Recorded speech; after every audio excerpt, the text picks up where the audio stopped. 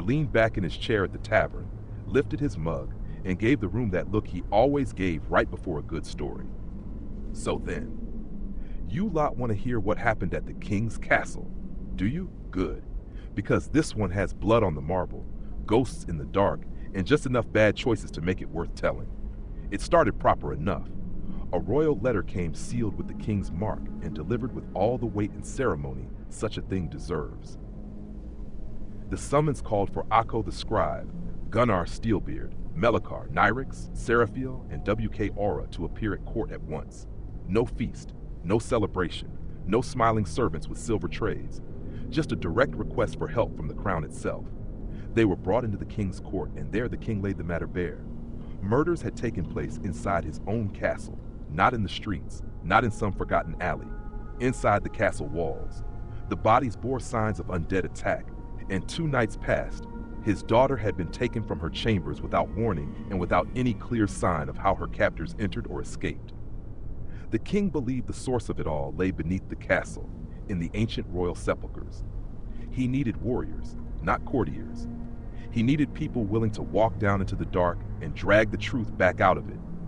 And for that, he offered them a king's ransom, 25,000 in gold, jewels, gems, and precious stones. So the party agreed.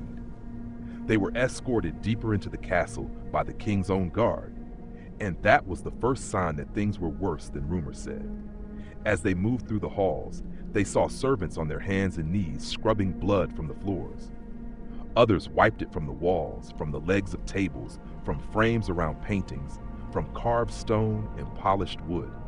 The place looked clean if you glanced too quickly, but not clean enough. There is a difference, you understand, between a hall that is spotless and a hall that has been scrubbed after something awful happened in it. One of the guards told them plain enough that something dead had gotten loose in there and slaughtered people, and what they were seeing was the castle trying to pretend it had not happened. At last, they reached the lower levels. The guard raised the portcullis and let them pass into the sepulchers, then dropped it shut behind them. He told them he would remain there and raise it again when they returned. Brave words. Easy enough to say when the dead are on the other side of the bars. Inside, the first level was not loud. That was the cruel part of it. It was quiet, old, royal. The sort of quiet that makes a man whisper without knowing why. They passed into chambers of murals and old tombs, places built to honor kings and their loyal dead. In one chamber, they found desiccated remains that showed others had already fought their way in before them. In another, they found broken sarcophagi and false burials, proof that some of the dead had not stayed where they were meant to stay. The sepulchers had been breached from within, not from outside, and that made the whole thing worse. It meant whatever was happening below had already found ways around the castle's defenses. Now let me set one thing straight, because stories get muddy when steel starts swinging. The fight with the horrors dropping from above was not in that earlier broken tomb chamber. No, the true shadow fight came later, in Athan's columns, when the party entered what should have been one of the most beautiful rooms in the whole upper sepulcher. Golden columns, elvish script, the life of old King Athan carved and honored in stone. And right in the middle of all that grandeur were ruined bodies of knights who had come before them and failed. That room was hunting them. The shadows were clinging near the ceiling, waiting like spilled ink that had learned to think.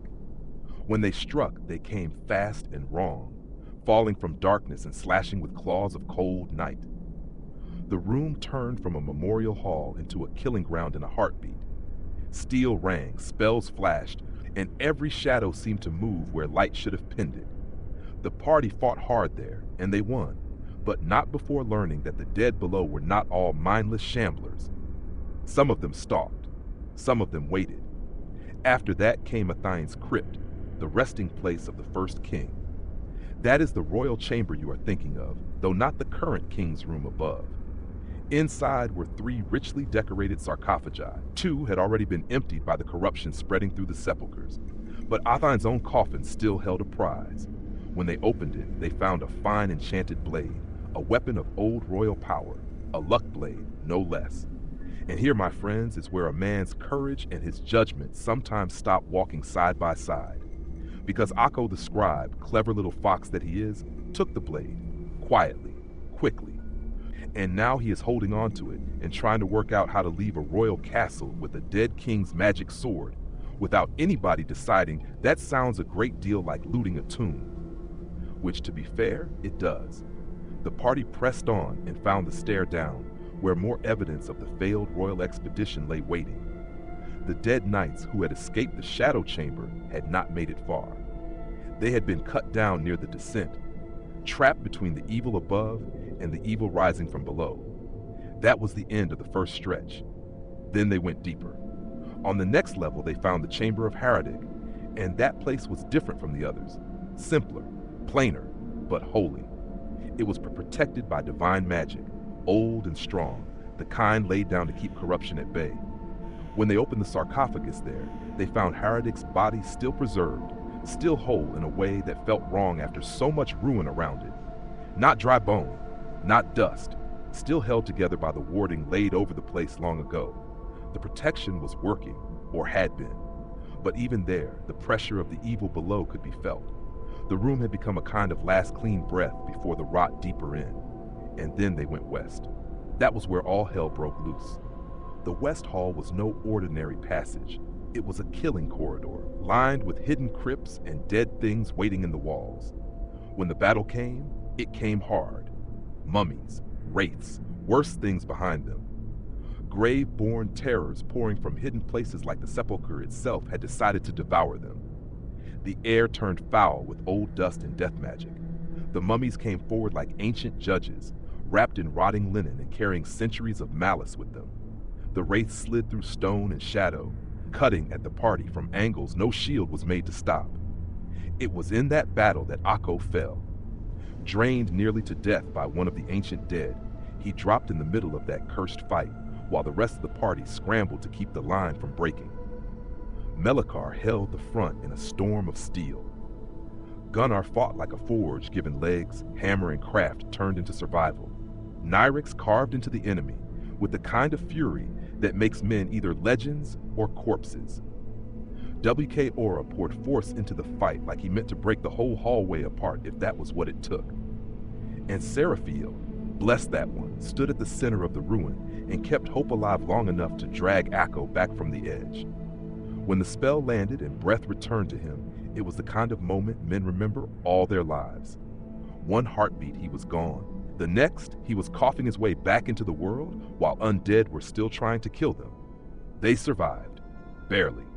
And after that, they did the smart thing for once in their lives and pulled back to Haradik's protected chamber to rest.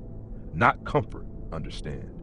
Not safety in the warm sense of the word, but a place where the divine ward still held, where the dead did not press so close, where they could breathe, bind wounds, gather themselves, and count the cost.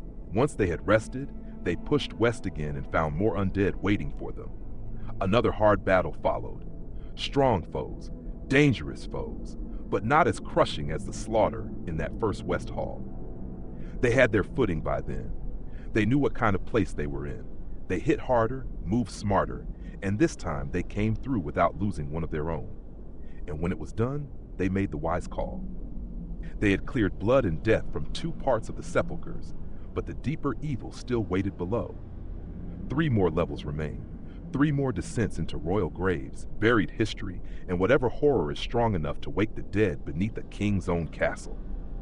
So they turned back, came up out of the dark, and sought rooms in the castle for the night. A little rest, a little food, a chance to sharpen steel, steady hands, and perhaps for Akko to spend the entire evening pretending he has not hidden a royal relic somewhere on his person. So that is where matters stand. The king's daughter is still below. The evil in the Royal Sepulchers is not ended. The upper tombs were only the warning. The lower halls are defenses, and if the dead are fighting this hard to keep people out, then whatever waits at the bottom is going to be a tale worth twice the telling.